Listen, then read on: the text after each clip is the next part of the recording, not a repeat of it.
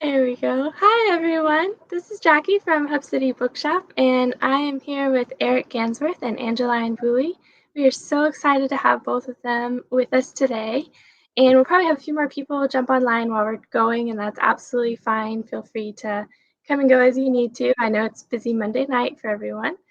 So, kind of how we were going to do things tonight is I'm going to give an introduction for the authors, and of course, thank everyone for joining us. We really appreciate having you with us and for you guys coming out to support these two great authors. So, I'll give them an introduction, and then Eric is going to have a few questions for Angeline, and then we'll take questions from the audience. So, we'd really love a lot of audience engagement, so feel free to ask a question in the chat, say hi like you're doing now. Great to hear from people. Love that. There's also this awesome little ask a question button at the bottom of the screen, right in the middle of the screen there, and you feel free to type a question there. You can also vote on questions. So if there's another question that somebody writes that you want to know the answer to, just go ahead and vote it up and we'll ask that one first. There's also a really handy buy button right there in the middle, glowing blue for you, by Firekeeper's Daughter. That will take you straight to our Hub City website where we will have signed copies of, there it is, beautiful book. We also have some copies of Eric's book, Apple Skin to the Core, at the shop as well. So I'll post links to all that in the chat for you guys. All right, so excited. Let's get, there's the book. Love it. Thank you. And I'm going to give an introduction for you both. So Angeline Boulley, an enrolled member of the South St. Marie tribe of Chippewa Indians, is a storyteller who writes about the Ojibwa community in Michigan's Upper Peninsula. She is a former director of the Office of Indian Education at the U.S. Department of Education. Angeline lives in Southwest Michigan, but her home will always be on Sugar Island. Firekeeper's Daughter is, of course, her debut novel, and it's still on the New York Times bestseller list, I believe. Eric Gansworth, excuse me for a second, Shahawinase is an enrolled Onondaga writer and visual artist raised at the Tuscarora Nation. His award-winning books include If I Ever Get Out of Here, Give Me Some Truth, and Extra Indians, and of course, Apple Skin to the Core. He is a professor and Lowry Writer-in-Residence at Canisius College. He is a Whippoorwill Award winner. And again, I'm so sorry if I mispronounced anything. I very much respect and appreciate the proper pronunciations of everything there. Thank you both for joining us, and I think I'm going to pass it off to you guys and just toggle off my video. Let me know if you need anything. Chwan, Askanaha, Latnyaru, Eric Gansworth, Giache, Naya Hia, Giachene, Sahmetnase, Ukiesta. Hello. I come to you with my mind at peace and wish you the same. My name is Eric Gansworth. Sahwetnasa is my indigenous creator name. Thank you. Bonjour, I'm Angeline Boulley Nanishnakas, Makwadodam, Bawating and Donjaba, Chimakwach. Hello, everyone. My name is Angeline Boulley. I'm Bear Clan from Sault Ste. Marie, tribe of Chippewa Indians, Bawating, Anishinaabe, and I'm just so thankful to be here today. Thank you so much. Angeline, it's so exciting to be here with you on this really amazing start to your career. It's just like really breathtaking. And here I am, like already at awe as we're beginning our conversation. I'm thinking, wow, where do I even begin? Even though I've prepped a bunch of questions, I tend to, I kind of want to like the juicy gossip side because that's the way the rest is. But I think often we end up losing sight of the craft of the word and all the time it takes to do the hard work to get the work out there. And I thought that we might start off, if you're okay with that, if you just share a few minutes of your work with us so that we can prioritize your hard work. Sure. I can read the first, my prologue, which is about a 3-minute read. I am a frozen statue of a girl in the woods. Only my eyes move, darting from the gun to their startled expression. Gun, shock. Gun, disbelief. Gun, fear. The thump, the thump, the thump. The snub-nosed revolver shakes with tiny tremors from the jittery hand aiming at my face. I'm gonna die. My nose twitches at a greasy sweetness. Familiar. Vanilla and mineral oil. WD-40. Someone used it to clean the gun. More scents. Pine, damp moss, skunky sweat, and cat pee. The thump, the thump, the thump. The jittery hand makes a hacking motion with the gun, as if wielding a machete instead. Each diagonal slice toward the ground gives me hope. Better a random target than me. But then terror grips my heart again. The gun, back at my face. Mom, she won't survive my death. One bullet will kill us both. A brave hand reaches for the gun, fingers outstretched, demanding. Give it, now. The thumb, I am thinking of my mother when the blast changes everything. Okay. So I have to ask, because as I was working on this, I kept thinking, all right, I don't want my questions to have spoilers in them, because it seems like very much a culture now where people are obsessed with this idea of you ruining the work and spoiling it for them and so forth.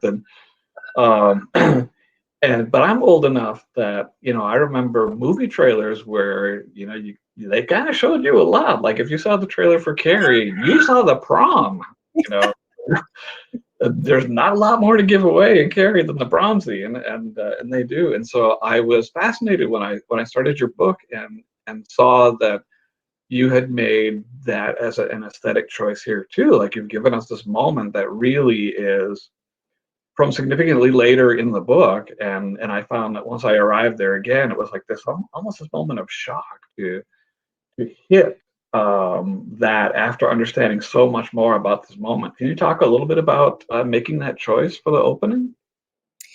Well, like many authors, I'd always felt like you're not supposed to do a prologue. But I was at the Quayle conference in 2019, the Quayle Color of Children's Literature Conference, and I had a manuscript critique with Alvina Ling from Little Brown. And she had read ahead of time, she had read like my first 10 or 15 pages. And she said, this is a quiet start to a story. And she said, tell me more about the story. And I did. And she was like, oh, your first 10 pages don't reveal any of this. And she said, what would be really good is a prologue. And I said, oh, I have a prologue, but I didn't think I was supposed to do one. And she said, no, that's exactly why you would want a prologue, is if you're deliberately having a quiet start to your story and letting the reader know something's coming. And it made perfect sense. And so I put my prologue back in, and I did that because I deliberately wanted my story to have a slow start. I really wanted to immerse the reader in Donis's world before everything happens. And I found that to be true in general. I mean, I tend to have very slow beginnings of my work for that same reason. I guess I want this sensation always, and I felt this as I was reading your book as well, that when you enter, I guess any community, but particularly a res community, you're sort of like a foreigner there, and you have to be gradually introduced, and there are some landmines you might step on, and I had that sensation through the work. I felt like I was really being introduced to the community. And you have a huge cast to this book, and I thought, and again, that's kind of the same thing I really enjoy doing, because I can't imagine my world without like the entire res in it. So when I think about home, I think about the 1,000 people who are there. It's not like my neighbors. And so that's fascinating. And maybe you could talk a little bit about that choice and how you managed it. The have such a really huge cast in a first book, and that you've so been able to delineate them and make them all such vivid people that I could follow, who all these people are. My editor, Tiff Liao, she had given me some really great feedback when she first read my manuscript. So before Macmillan, was the winning bid on the auction, and she said, because previously I had introduced the entire hockey team during Act 1. And she had pointed out to me, one of her, feedback was, you're introducing so many secondary characters in Act 1, and they would be so much more memorable as suspects in Act 2. Oh. And that was like the key. I just felt like the sky, the clouds parted, and rays of brilliant sunshine were upon me, and the world made sense. It was like the key to a major revision, and I think that's great. That's a great advice for writers out there of who are you introducing in Act 1 and why, and then your secondary characters. How are you introducing them, and why, and where, and so so it was very deliberate. And then the part about the elders, I'm sorry, I love my elders so much. And they're just so, like, a lot of the elders in the book are based on some real elders. And this was the funniest thing, is like in the lead up to the book auction, I had talked with so many different editors from imprints and different publishing houses. And they were like, you have some unique characters. Like, we've never read a story with characters like this before. And I thought, this is just my res. Like, these are just the elders that are in my tribal community. You go in any tribal community, and I guarantee there's like, the ornery elder that likes to shout out random stuff, or, and so One? just one. And so for me, it was telling this authentic story that was based in my community. And it just cracked me up that the publishing world was like, wow, you've done something new. And it's like, no, we've always had these stories. Our communities have been here, and, you're just now seeing this. So That's what was so refreshing about it. I mean, I think certainly there's been a history of Native writers wrestling with some of the same issue, but I think the American story is so much about the individual that when we're talking about community, it seems like a very weird narrative, and we have to sort of argue for it at all times, unless you find an editor who understands that. And I've been teaching Native Lit for a really long time.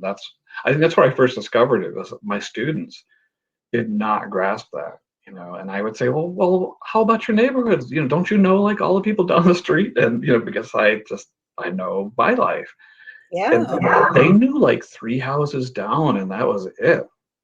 And My it was grandma, my grandma always said, don't ever kiss a boy from Sugar Island, because you're probably related to him. And it's like that kind of thing, and so, yeah. Yeah, I think we invented the extended universe long before Marvel or Lucasfilm did. Mm-hmm. And so that's one of my big questions is, because you have this massive cast, are you seeing your future work as developing in an extended universe? Are we going to see some of these same people in future books, different featured players maybe? Yes. Short answer, yes. I'm working on book 2. And if book 1 was pitched as Indigenous Nancy Drew, book 2 is pitched as Indigenous Lara Croft. And the main character, instead of raiding tombs, the main character is reclaiming ancestral remains and sacred items from museums and private collectors to bring them back home. And in the course of one of her heists, things go very badly. And so it's in my same tribal community, and you will see familiar faces, but it's not a traditional sequel per se. Right. Wow, that's really exciting sounding. And that actually leads me to a different question I was going to ask later, but I might as well ask it here. I noticed that, and I'm trying not to give away part of the plot here, but that you chose to include what we call a goose hitya, which is the little people. And I'm wondering, probably I have stayed largely away from those figures. I think I've included them somewhat abstractly in my work, but there are some figures I definitely choose never to write about at all. And I'm wondering if you've had that wrestling match as a writer who's still very much connected to a community, and people, giving grief about that. I didn't want to write about Wendigo because it just felt like every Ojibwe, every Anishinaabe writer writes about the Wendigo.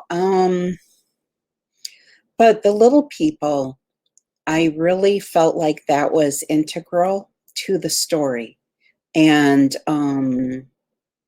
my father's a firekeeper, and he sits at the fire all night long.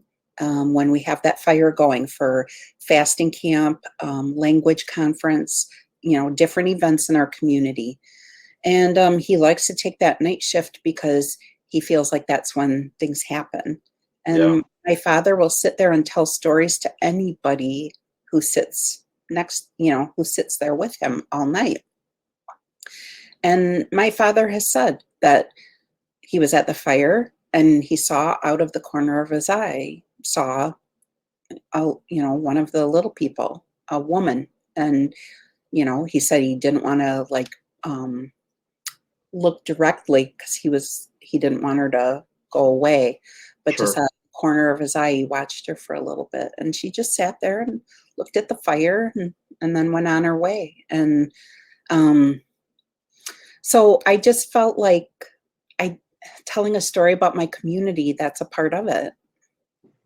I would agree entirely, and I think that's one of the wrestling matches we make always is, well, if this is the life you're choosing to live and portray, then you kind of want to do it right, and to leave out meaningful things that that are not ceremonial and not private. Right. Seems wrong to me, and to and then to make the distinction and say, no, this is something people talk about, and I think I've used as a guide looking at what earlier writers had done and earlier public figures had done within our communities and what they've talked about, and I said, well, it's already out there anyway. So yeah, I mean, people in my community talk openly about little people, and but I was very clear that I wouldn't write about ceremony. And and I think that's a decision that every Indigenous writer has to decide where that line is of what they're comfortable sharing and what they recognize is not meant for outside of the community. And so I anticipated that I would get asked by someone from my community why I drew the line where I did.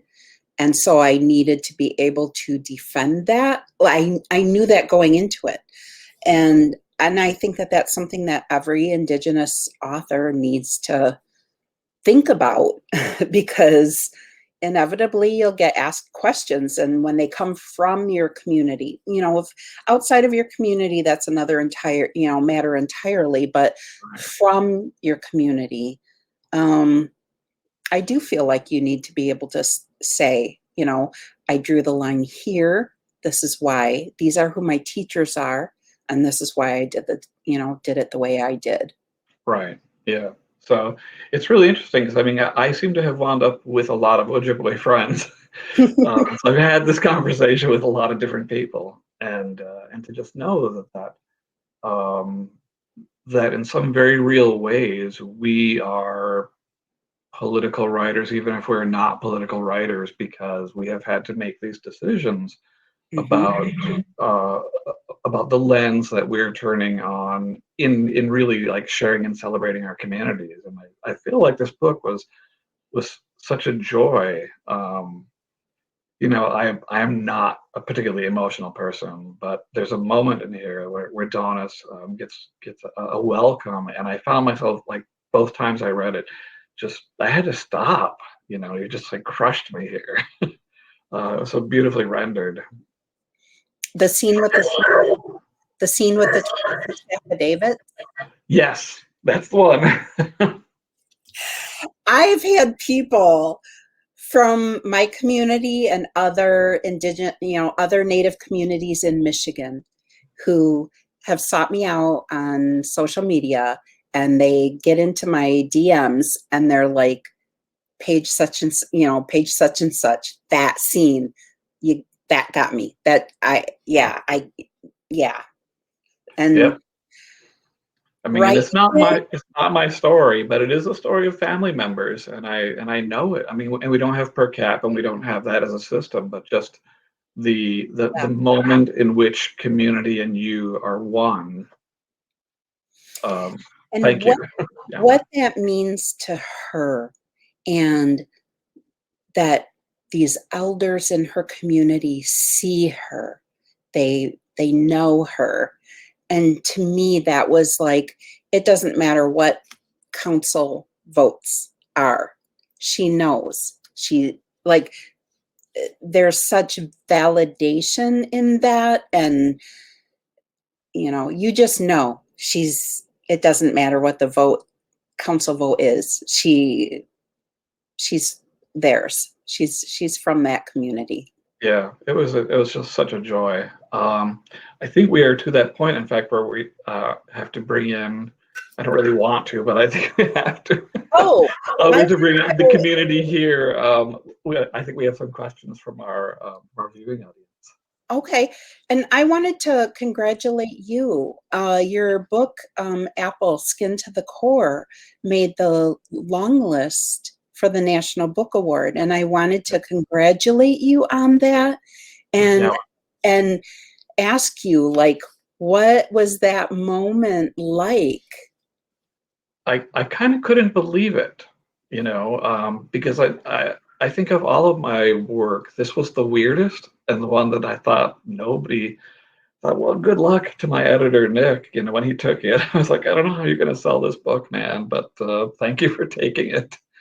And so when I got the call, I thought, well, who is calling me at 9 in the morning? Because everybody knows I'm not really good at 9 in the morning. And it was that news from my agent Jim, and I was just it was mind-boggling. I still can't think about it even now without thinking, how did that even happen? Yep. So, yeah. What I love about Native children's literature community, the Native kid lit authors, it is not a zero-sum game. Me being happy for you takes nothing away from me. It's a rising tide lifts all boats. And just being so thrilled with that honor for you, I'm happy to have this opportunity to say to your face virtually, congratulations and well done. Well, no, it is a really exciting time to feel community in this world. Yep. And so I think the way your book has done spectacularly is in some ways reproving the point that yes, there is a desire for these stories, and there's an audience for them. So I think absolutely that our books have commercial and literary value, that people are hungry for our stories, that our stories are so diverse. And so you can't just say, oh, there's one Native story. There's no, we are part of, I'm part of a collective community, but there's so much diversity within my community and between your community and mine. And so I think that what I'm hopeful for is that this attention that Indigenous authors are getting is driving home the point of there can be no one singular Native American story, because we are not a monolith. Absolutely. And from your lips. We're ready for audience questions now, right? Yeah, I think we're I ready. love that. I loved hearing about the impact of your stories on everyone in the comments and stuff. Just our audience is so excited to see you, and there's several comments of congratulations for both of you and how much they loved both books and how beautiful the covers are. Also, Angeline, I noticed your cup matches your book. I love that. Yes, I was admiring it while you were chatting. Oh, it's beautiful.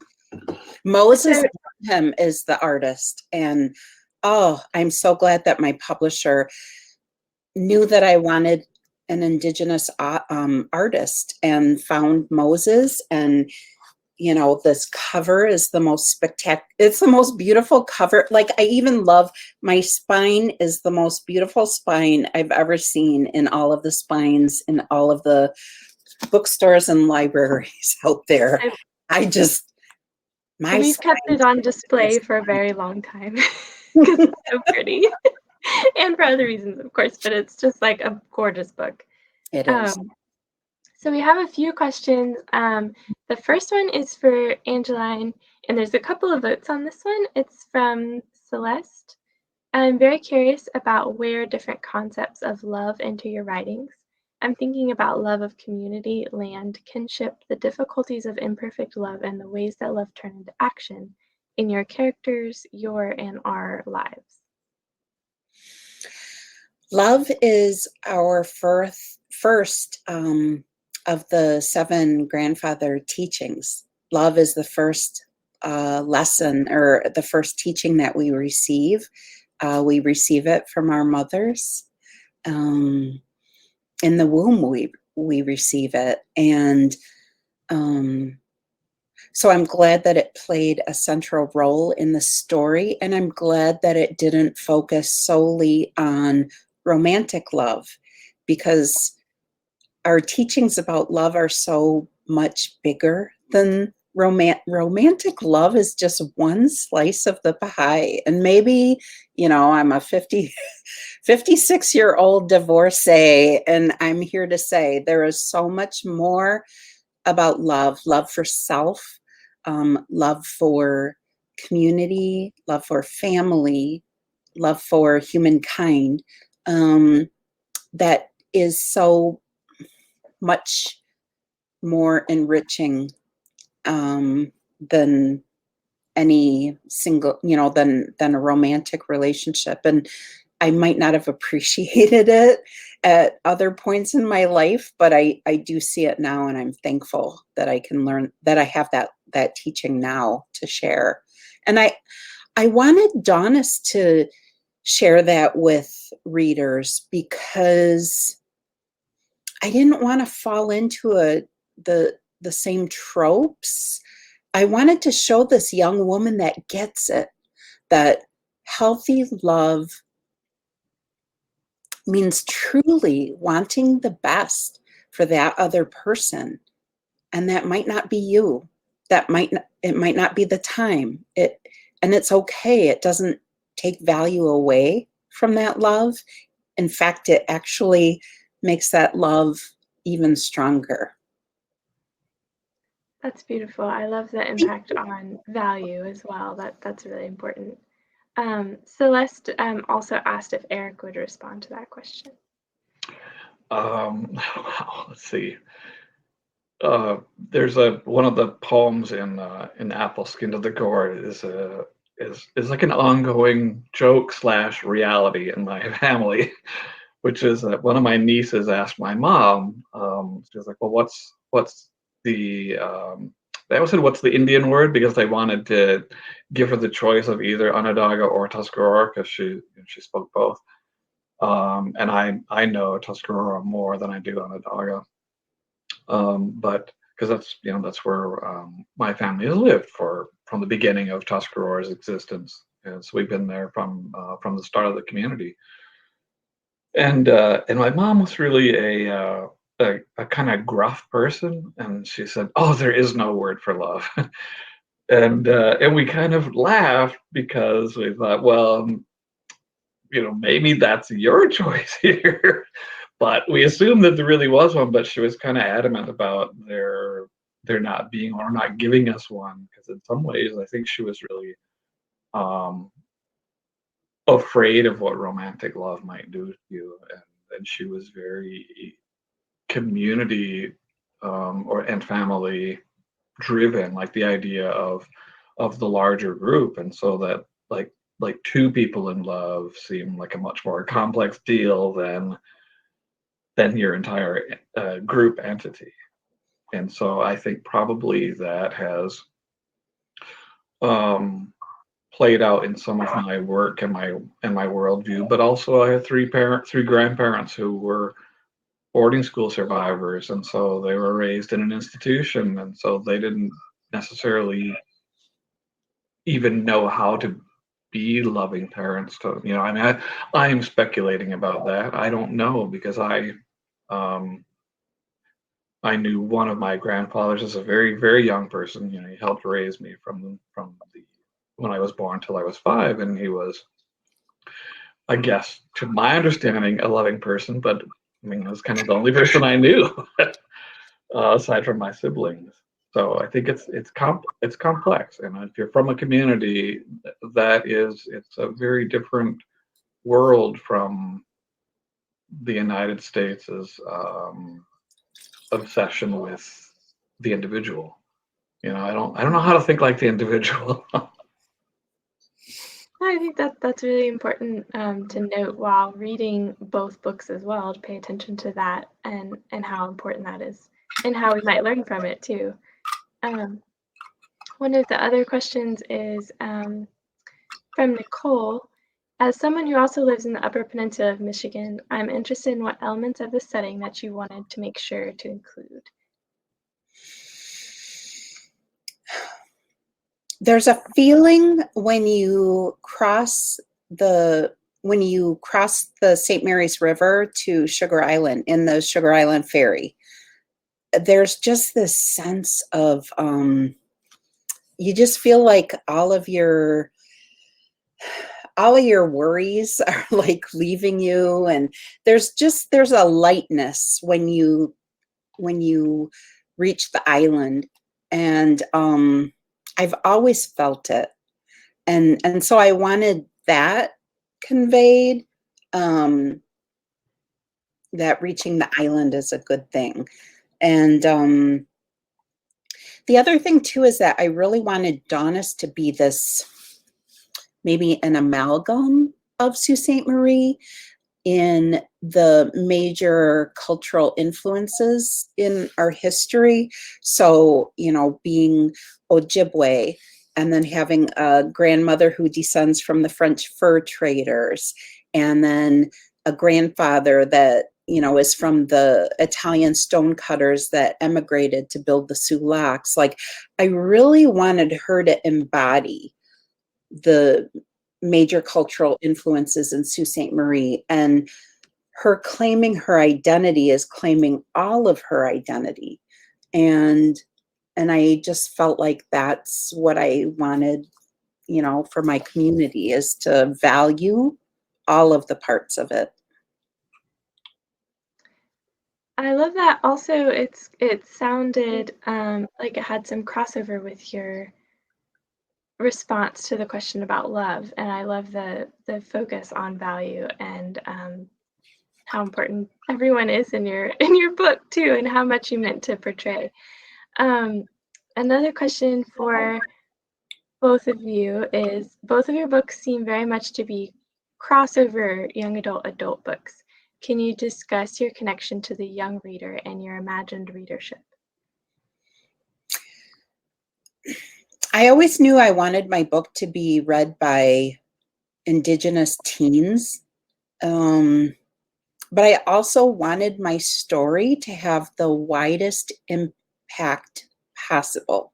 I wanted it to reach as many people as it could. Um, and so, there were some drafts that were more on the adult side than young adult. But ultimately, in analyzing what I was trying to do with the story and the coming of age, claiming your identity and your place in the world, that is the young adult lane.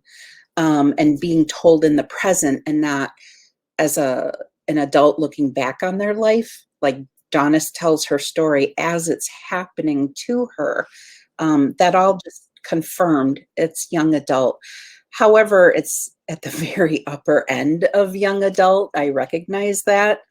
And I do think that there's a lot of value for adult readers because as adults, we do look back on choices that we made when we were young. And, and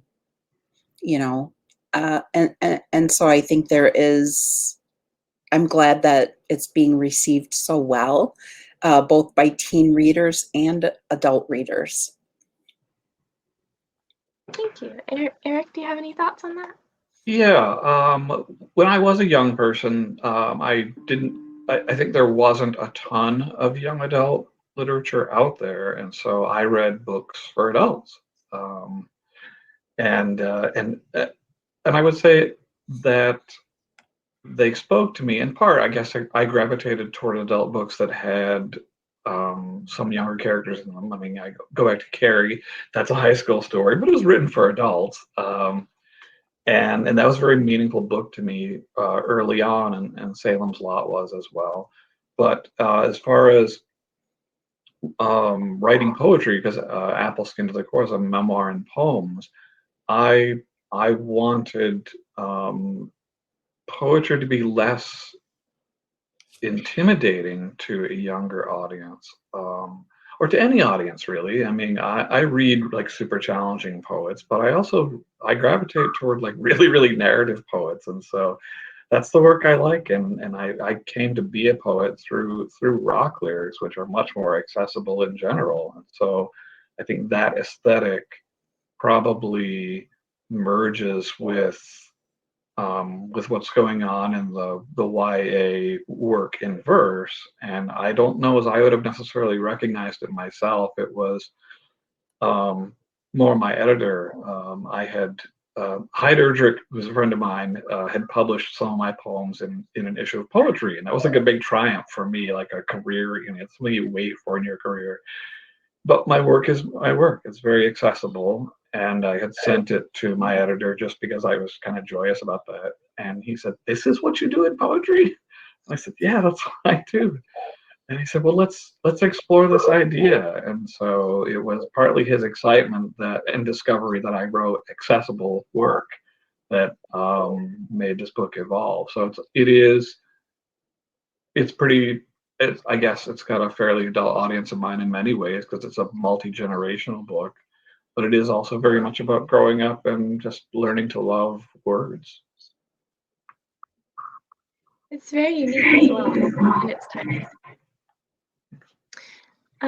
One more question.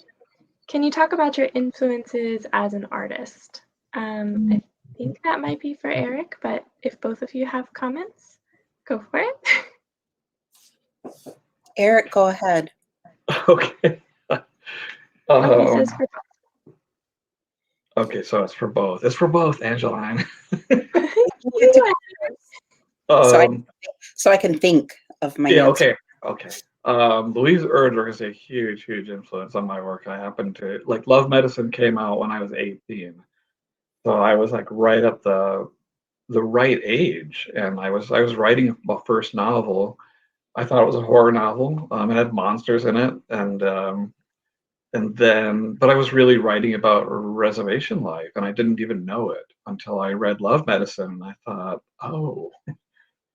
oh, you can do that. And there had been a book there was a writer from my reservation, and I guess I was so aware of his work and him as a person that I kind of didn't think of it as a book. It was just part of our world. His name is Ted Williams. It's called The Reservation. It came out in 1976. So those were huge influences on me. And as far as poetry, I didn't really discover traditional poetry until college. I mean, all of my early poetic experiences were with music.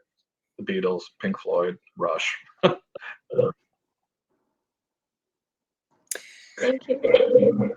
My influences, I mean, early on, Nancy Drew, but it was more of a challenge. Like I wanted to read the mystery and solve it before she did. So I would be looking for clues, and my mom watched soap operas. And so to me, that was like schooling in how to figure things out, look for little clues and red herrings and things like that. So, yeah, I would always try to beat Nancy Drew. It was a competitive thing. And but Shirley Jackson, Lois Duncan, Robert Cormier, they were people who took that thriller genre and added these like weird twists to it where things didn't tie up neatly in a bow at the end of it. And that spoke to me. So that was definitely an influence. And then Louise Erdrich, I still can't believe that I had the honor of meeting her virtually and that I actually managed words in her virtual presence, because so her book, The Roundhouse, is the book that really speaks to me. I can't even put into words what that book means to me. So I'm the mom of two boys, two sons, and the way that she captured those boys on the verge of adulthood, there's something about that she got it right. And I saw my boys in those boys and their friends in those boys. And so Louise Erdrich is everything. Yeah. She's definitely a favorite at the shop as well. One of our staff members who's on tonight picked one of her books as a staff pick recently. I think it was Love Medicine. Just love her. So one more question I think we have so far, if you guys don't mind. This has been really interesting. I love listening to your answers. Angeline, could you discuss how odor, smell plays a part in your book? I keep thinking about how Donis would smell things in her dreams. I wanted Donis's superpower that she she doesn't even know that other people don't smell as intensely as she can. I read an interview one time about Coco Chanel, and Coco Chanel said she could smell, if she smelled a bouquet of flowers, she could smell the sweat of the man who picked the flowers on that bouquet. And that just struck me and I don't have a good sense of smell. So I was a resident assistant in college in the dorms, and I couldn't smell what pot smelled like. And so my floor got really popular with people, and other RAs would point out to me that my floor reeked like weed. And I would be like, what? I don't smell anything. Like, anyway, so for Donis, it was, and I think too, when you go through traumatic events, some details may fade or you may block them out, but there are other details that you are like crystalline. And so for Donis, I wanted that sense of smell to be this precise thing that's rooted to the traumatic experiences. And so that was something that that was a part of her, because it never could be part of me. Oh, I love that. Erica, is there any particular, I guess, senses that you like to appeal to in your work? Actually, I have that condition, and it is not fun. I kind of wish I could dial it back some. And so I'm very. In fact, I noticed that reading Angeline's book, I was like, oh, yeah, this is what the world is like. Nobody ever talks about how bad it smells all the time. And that's pretty much. I mean, it's weird because people don't talk about that. And I do, and I think it probably shows up in my work too, in part though, because I think that was um, a derogatory statement often made in my high school by white kids about res kids, that they smelled like whatever. Sometimes it was like in my house, it was kerosene. So like, oh, well, that's one of the kerosene kids. And it was true. I mean, and in fact, I ended up, my sister-in-law gave me this really huge saving grace one day. I was probably 18, maybe even a little bit younger. And I was visiting my brother and her, and she gave me a hug. And I'm not really, or my family wasn't really very huggy at that time, but she was. And she said, "Oh, I love the smell of heating oil on a man." And I thought, what? And she said, it reminds me of when your brother and I were dating, and I would help him put his coat on when he was leaving. And I could always, like she said, when I smell kerosene, I think of love. And I thought, yeah, okay. And I stole it from her and wrote a poem about it. I have a question for Eric. Okay. So I set Firekeeper's Daughter in 2004, 2005, and I did it for 3 reasons. One, I want to know. when methamphetamines were exploding across the country. Second, it was when casino gaming was maybe at its most lucrative in Michigan, because the tribes had a monopoly on it, and approval for casinos in big cities hadn't been approved yet, or it hadn't been state law yet. And so, and then third, I needed GPS technology to be present, but imprecise. So I had clear reasons of why I set my story in the time that I did, which technically, even though I reference Beyonce, it's still considered historical fiction.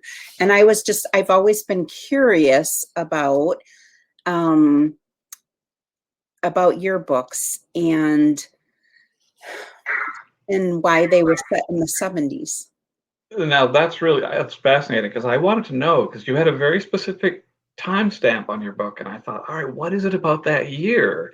And I couldn't quite figure it out, because I see horror films get set in certain eras or years to avoid current technology. So I'm always kind of interested. And I knew that I don't think I could write well about what it meant to be a young person with technology, because I knew that we had very little technology when I was young. And I also wanted the way music culture was worshipped in a very particular way in the 70s. And I thought, well, this is kind of the only way to do it, was like, because you had albums, and the album art was huge. It wasn't like a little CD or what you now see on your phone. You miss all the beautiful cover art that was true of album covers. And they came with posters and stickers. So in some very real ways, it was about just knowing where I could most truthfully write about youth was my own. Though it was pretty damn rude to discover when I got the first copy of If I Ever Get Out of Here, to open it and see that it had been cataloged as historical fiction. I thought, I guess that's how old I am, that now I am historical fiction. Eric, we can't get away from that.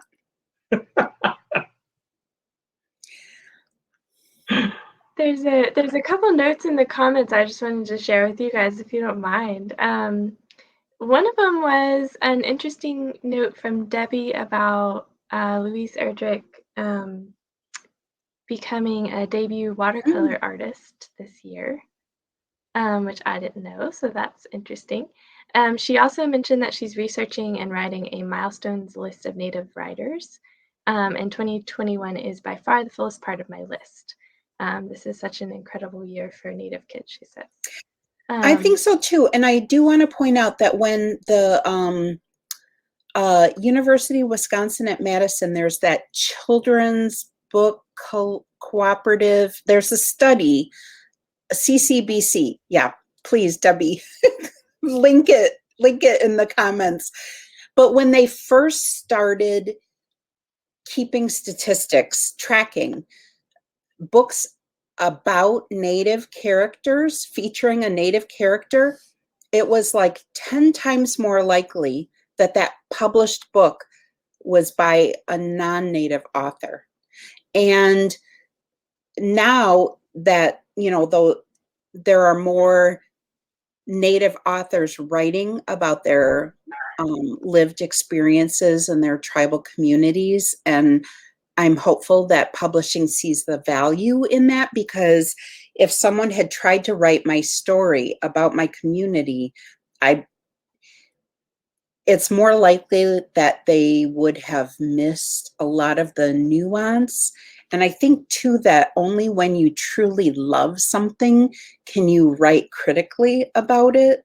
And I had to write some unpleasant truths about my community, but I also wrote about our joy.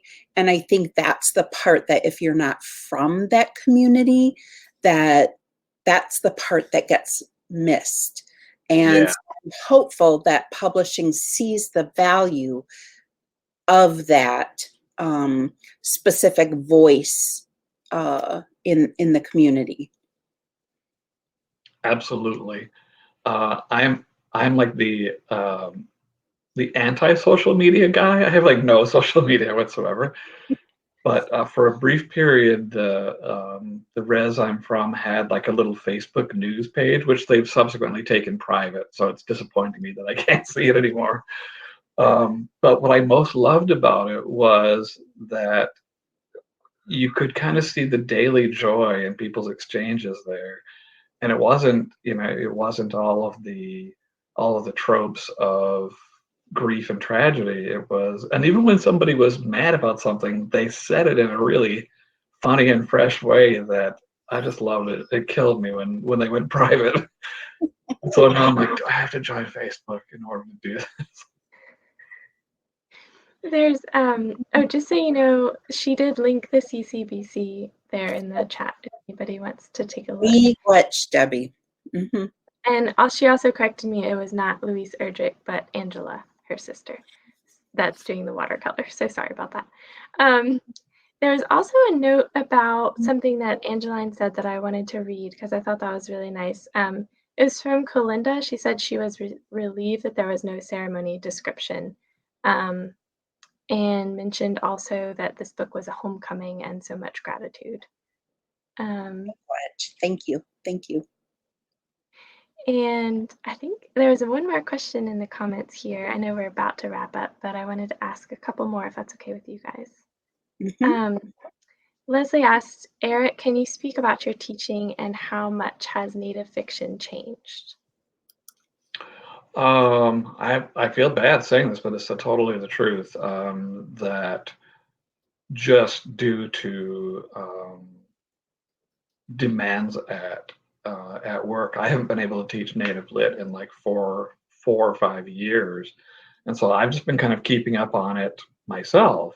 But I haven't really been able to teach it in a long time, and so it'd be kind of exciting if I ever get the opportunity to get it back in rotation, because I just see so much new and interesting work going on. And I think, wow, I have to kind of check this out and see how students respond to it. That's where I learn a lot more about the books that I end up loving, is when I engage with young people about them, and I have to know them at least twice as well as I know them as a pleasure reader, because I have to try to anticipate what they're going to ask about.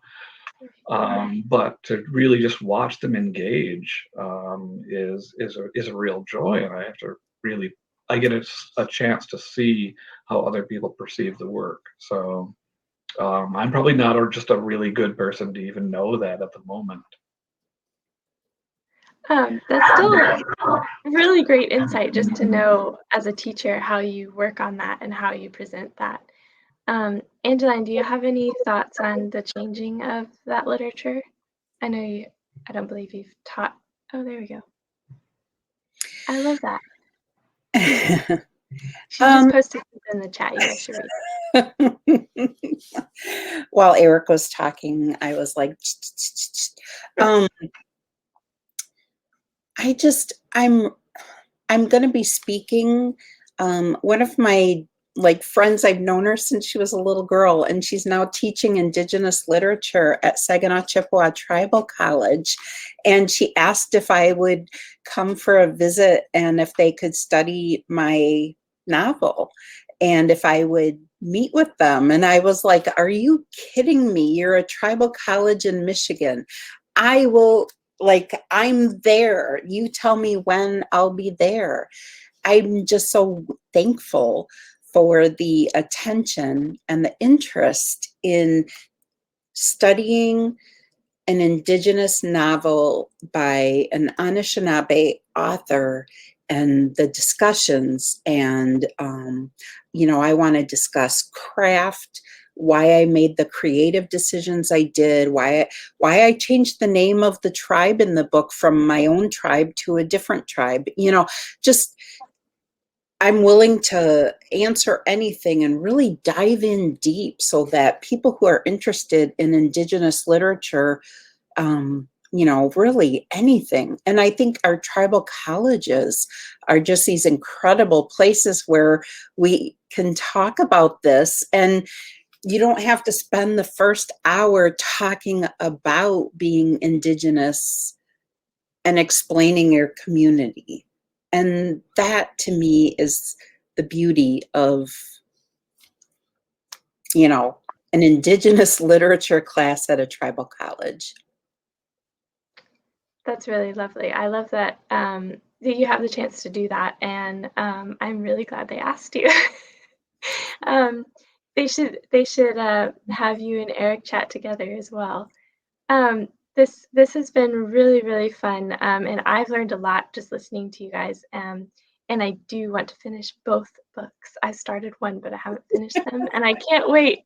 So thank you for not giving any spoilers. But I hope that everyone supports both of you in your work, and please do. I've put their websites in the chat. Please take a look, see what else they're working on, what else they've written. They're both amazing artists. And support them in any way you can. If you'd like to purchase the book from us, there's also the little buy button, and I've put Eric's book also linked in the chat. So we really hope you support them. They mean the world to us, and we're really glad you guys came today. Yep. Miigwech, and thank you, Eric. Congratulations again on that National Book Award long list. That is huge. It's huge. Thank you. And it's a pleasure to meet you virtually. Thank you. It was really exciting to have this opportunity to talk with you as you're at the start of this spectacular career. Wonderful. Thank you. Thank you both, and we'll see you next time. I hope we'll see you again soon, hopefully with another book sometime. Have a great night, and thank you again for your time and for talking with us. Thank you. All right, bye everybody. Bye.